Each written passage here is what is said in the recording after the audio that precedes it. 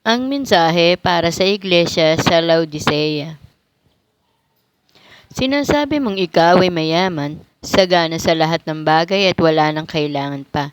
Ngunit hindi mo nalalamang ikaw ay kawawa, kahabag-habag, dukha, bulag at hubad.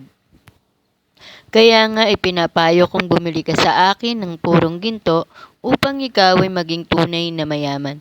Bumili ka rin sa akin ng puting damit upang iyong isuot at matakpan ang nakakahiya mong kahubaran.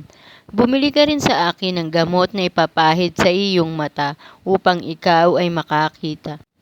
Sinasaway ko at pinapalo ang lahat ng aking minamahal, kaya't maging masigasig ka.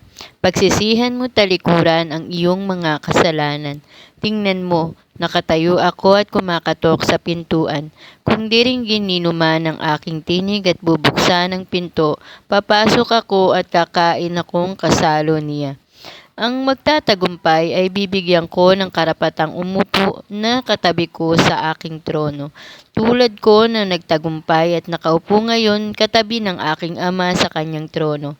Ang lahat ng may pandinig ay makinig sa sinasabi ng Espiritu sa mga iglesia.